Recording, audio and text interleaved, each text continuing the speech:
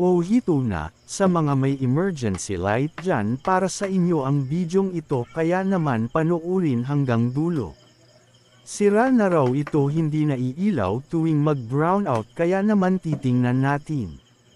Check natin kung ano ang problema bakit ayaw na gumana. Makikita nyo charging lang siya palagi, yan kulay pula na indicator at pag na-on mag-pifcake lang ang ilaw. Kaya naman bubuksan natin para malaman. Check.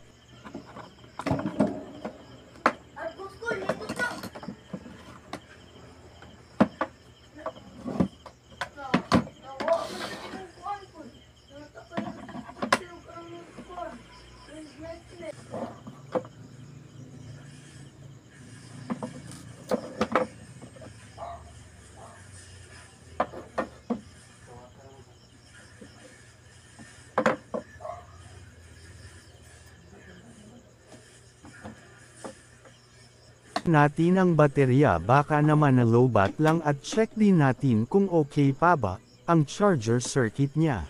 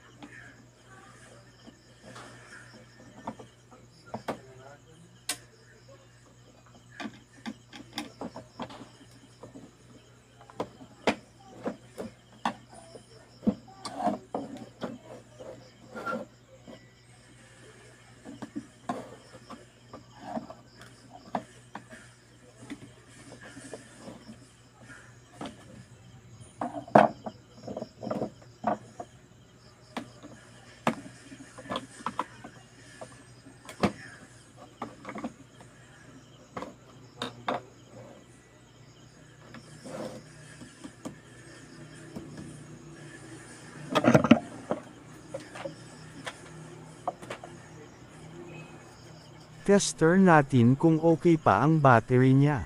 6 volts nga pala ang battery nito.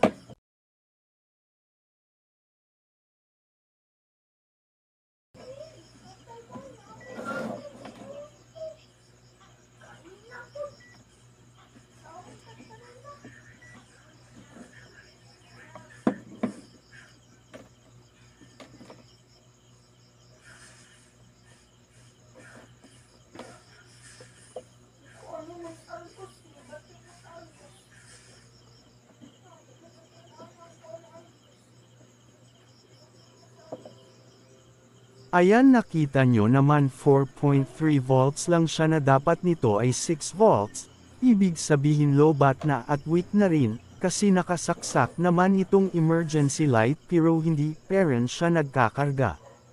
So papalitan natin ito ng baterya kahit hindi kaparihas nito ng brand kasi mahirap hanapin ganitong brand, iwan ko kung may nabibili ba.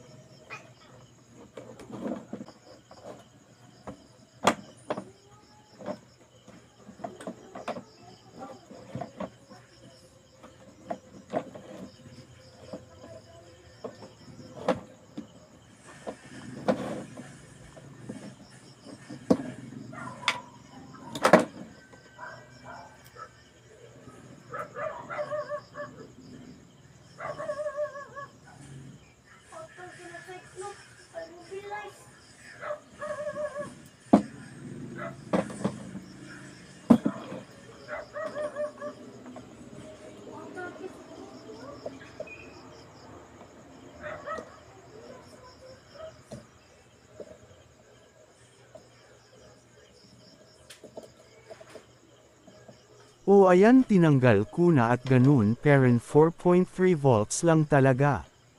Double check natin short natin ang terminal pag nag-spark ito, may power pa, kaya lang wala na talaga dead battery na ito.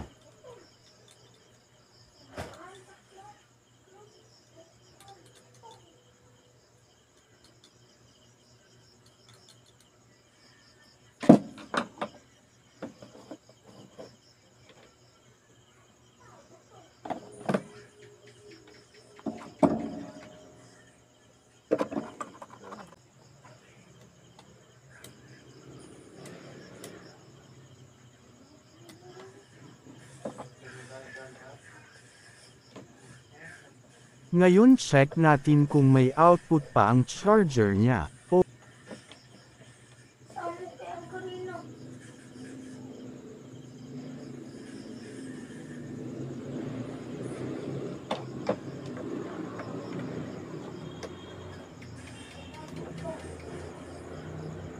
Okay pa naman, may output pa na 8 volts, ibig sabihin walang sira ang charger, okay pa tong board niya.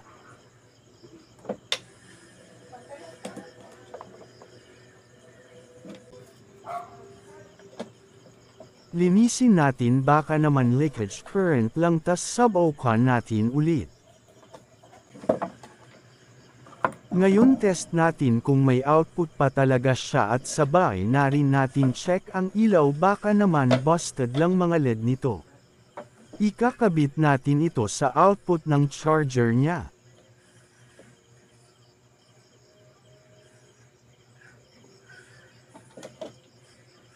Ay, umilaw, ibig sabihin, okay pa ang LED at charger circuit nito, so magpapalit tayo ng baterya.